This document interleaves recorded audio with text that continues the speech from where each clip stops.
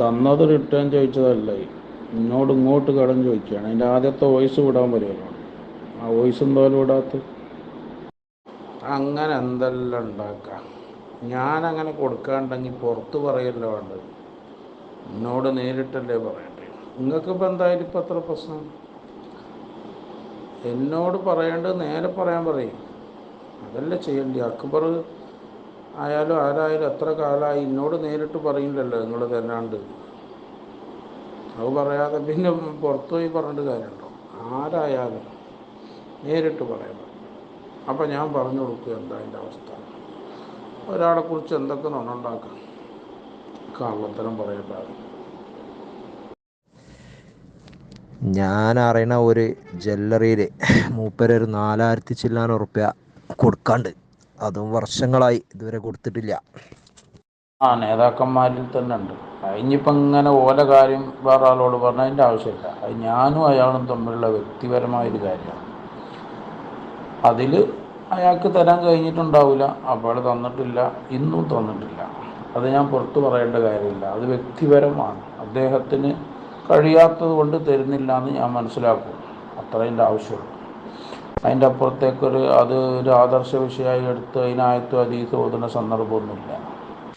അതൊക്കെ മാനുഷിക ജീവിതത്തിൽ പരസ്പരം സംഭവിക്കുന്നതാണ്. ഇപ്പം തന്നെ ഞങ്ങളുടെ ഇടയിൽ ഞാൻ പൈസ ആവശ്യം വരുമ്പോൾ നമ്മൾ പുറത്തുനിന്ന് വാങ്ങൂലല്ലോ, അതെങ്കിലും ചിന്തിച്ചൂടെ. ഈ മാണൂരുള്ള അക്ബറിനോട് നമ്മൾ പിന്നെ ഈ സമയത്ത് എന്തായാലും വാങ്ങൂലല്ലോ, നമ്മളെ അസുലിനോടല്ലേ വാങ്ങും.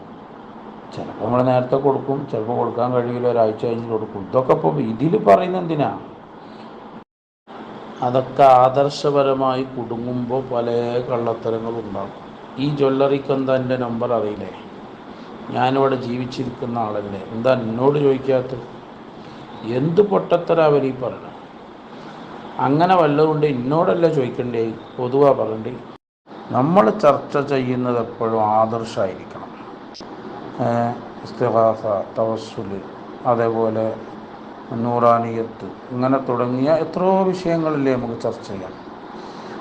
അപ്പോൾ ആ ചർച്ചയിൽ പങ്കെടുത്ത് സംസാരിക്കുക, അല്ലാതെ കടം അങ്ങനെ പറഞ്ഞിട്ട് കൊണ്ടുവരേണ്ട കാര്യമില്ല. നമ്മളതിൽ ഇടപെട്ട് കള്ളത്തരം പറഞ്ഞുകൊണ്ടാണ്. ഞാൻ അങ്ങനെ ഒരു ഹക്കില്ല എന്നുള്ളത് എനിക്ക് അത്രയും 100% ബോധ്യപ്പെട്ടത് കൊണ്ടാണ് ഞാൻ ആ വിഷയത്തിൽ അയാളോട് സംസാരിച്ചു, നിങ്ങളോട് സംസാരിച്ചു.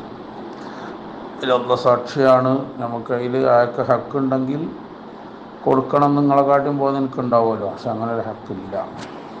അതുകൊണ്ട് അവസാനിപ്പിക്കുന്നു. അസ്സലാമു അലൈക്കും.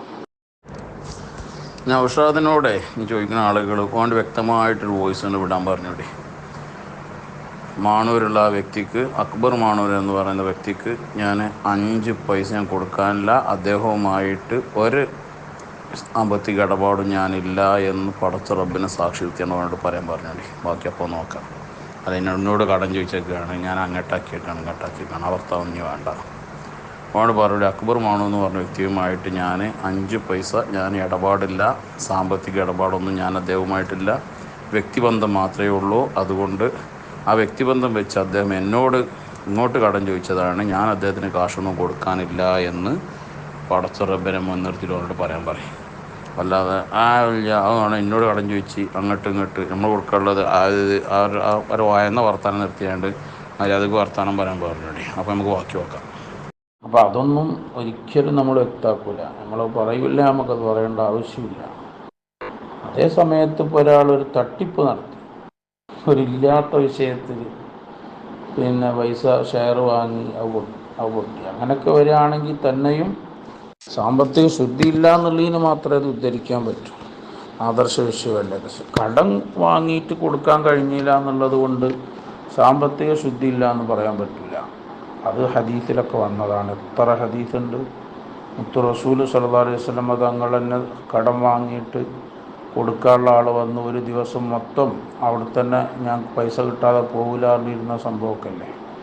അതുകൊണ്ട് ഇപ്പോൾ സാമ്പത്തിക ശുദ്ധി ഇല്ല എന്ന് പറയും. സാമ്പത്തിക ശുദ്ധി എന്ന് പറഞ്ഞാൽ എന്താ? തട്ടിപ്പ് നടത്തുക, ഒരാൾക്ക് കട്ടെടുക്കുക, മോഷ്ടിക്കുക, ഇതിനൊക്കെയാണ് സാമ്പത്തിക ശുദ്ധി ഇല്ല എന്ന് പറയാം.